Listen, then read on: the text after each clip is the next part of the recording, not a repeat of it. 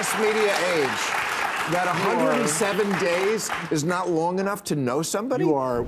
24-hour disclosure. We could fix democracy in a minute. Get rid of gerrymandering, get rid of money in politics. The top ticket, 3 days out, 3 months out, you are going to have to spend a lot of time trying to introduce yourself to the country.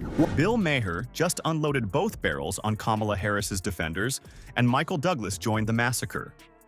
In a stunning confrontation that left liberal guests stammering for answers, Maher systematically destroyed every excuse for Harris's failure.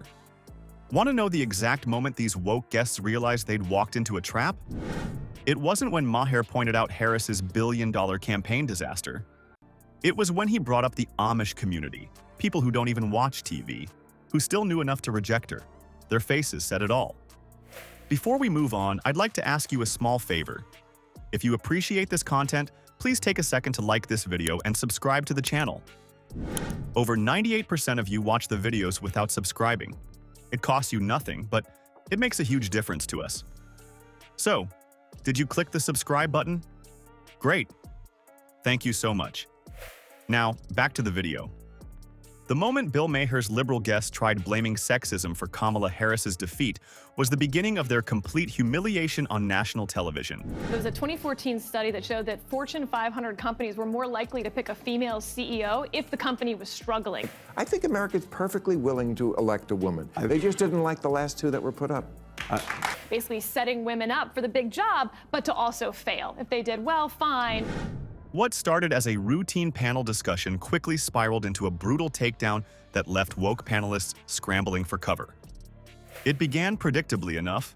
Two liberal commentators on Maher's panel wasted no time playing the gender card, arguing that Harris was set up to fail as a woman in a political landscape that's supposedly stacked against female candidates.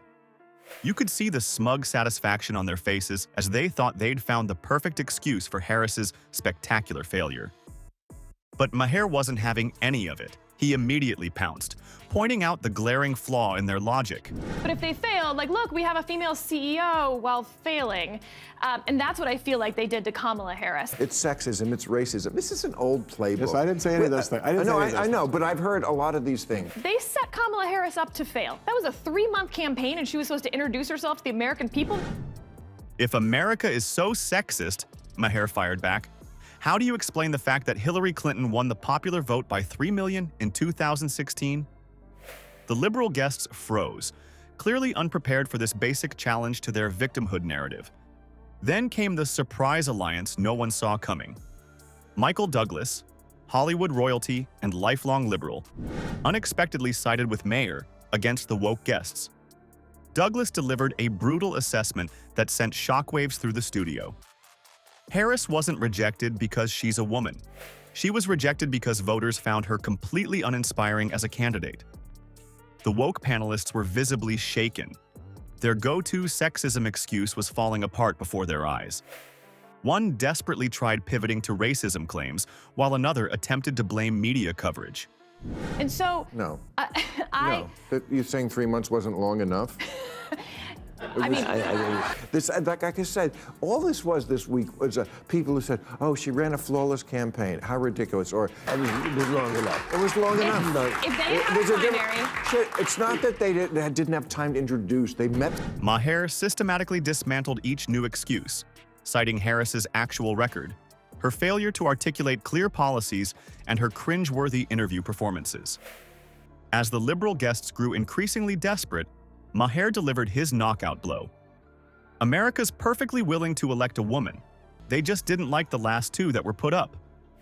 The studio audience erupted in applause while the panelists' faces dropped. They'd been completely outmatched by Maher's logical takedown, and everyone watching knew it. With their sexism argument demolished, the liberal panelists desperately searched for new excuses to explain away Harris's crushing defeat. She just didn't have enough time, they pleaded, voices tinged with desperation. Voters simply didn't get to know Kamala properly. And if they had, she would have been able to rough out those edges that then she basically has to start from scratch with a campaign team she didn't hire that didn't like her. So those people apparently needed longer than 90 days. They would have been undecided. They always would have been. Exactly. They were always 107 days ahead of the election. I think that is a very high degree of difficulty put on anybody, and I do not think she is the perfect candidate. The studio audience shifted uncomfortably as these flimsy justifications hung in the air. Maher's eyes narrowed, a telltale sign he was about to drop a truth bomb so powerful it would leave his guests utterly speechless. Even the Amish voted against Kamala Harris, Maher declared, leaning forward with a devastating smirk. The studio fell completely silent.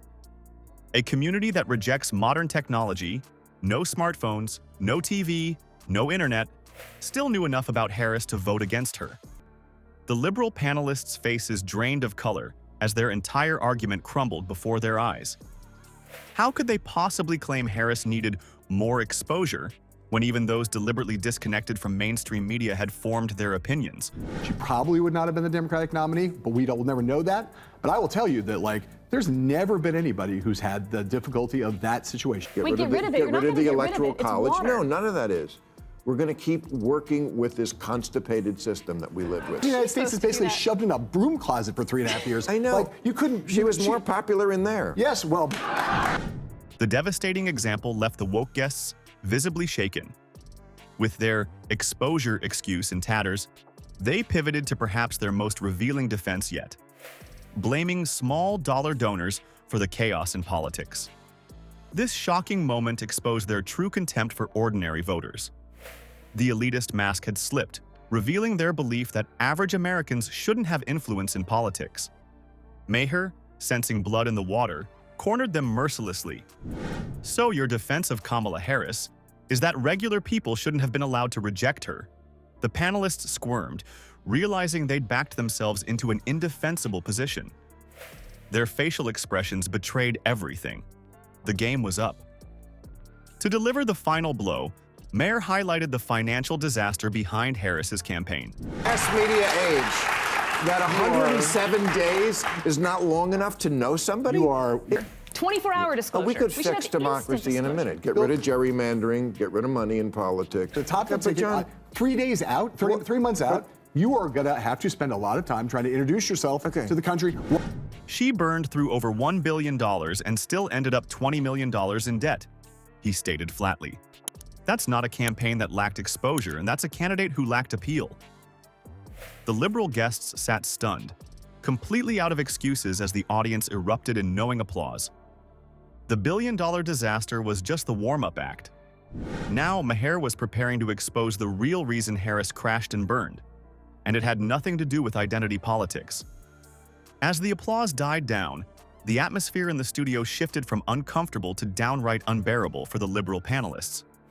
They made one last desperate attempt to salvage Harris's reputation, suggesting that voters simply didn't understand her vision. Maher's patience visibly evaporated. Small-dollar donors are arguably the worst thing that's happened to our politics, as it turned out. It's a small dollar donor didn't make $20 billion. Did anyone in this audience not know enough about Kamala Harris pretty much after a week to make a decision? There's special PACs in there that saw $100 million plus. Those are bad, too. I think you can believe that you could have shorter elections in America. Look, at some point we have to stop making excuses and face reality, he snapped, leaning forward with intensity.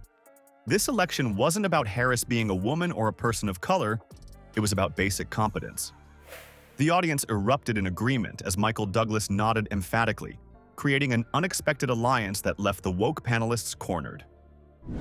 Let me show you exactly what I mean, Maher continued, gesturing to the monitor. What appeared next was absolutely devastating. A cringeworthy clip of Harris struggling through remarks about California wildfires. As Harris rambled about smelling the environment and feeling the toxicity, even Michael Douglas couldn't hide his shocked expression. The clip was so painful that several audience members audibly gasped. This isn't about identity, Maher pressed.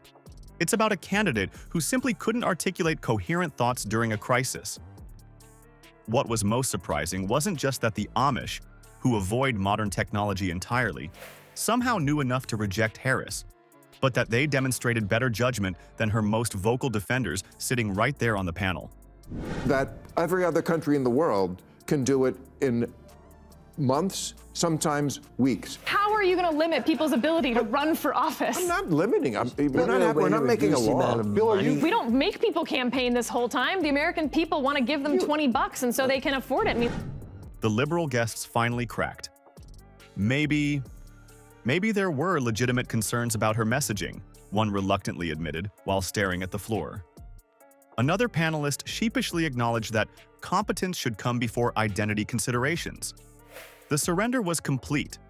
Maher had forced them to admit Harris lost because of her performance, not her immutable characteristics. What we witnessed on Maher's show was nothing short of the complete destruction of identity politics. When faced with actual data, these woke panelists had absolutely nowhere to hide. Recent polls confirm what viewers saw play out on screen. American voters prioritize competence over identity, with many stating they would support female candidates who demonstrate strong leadership and clear vision. The liberal guests' humiliation should serve as a wake-up call to the entire Democratic establishment. They walked into Maher's studio armed with tired excuses and left with their ideology in tatters. This is exactly why figures like Maher are so crucial in today's media landscape, cutting through the noise with uncomfortable truths that shatter progressive fantasies. In the end, what could have been a simple panel discussion transformed into a masterclass on why identity politics is a losing strategy. The stunned expressions on those liberal faces said it all. Americans vote for capability, not characteristics. Period.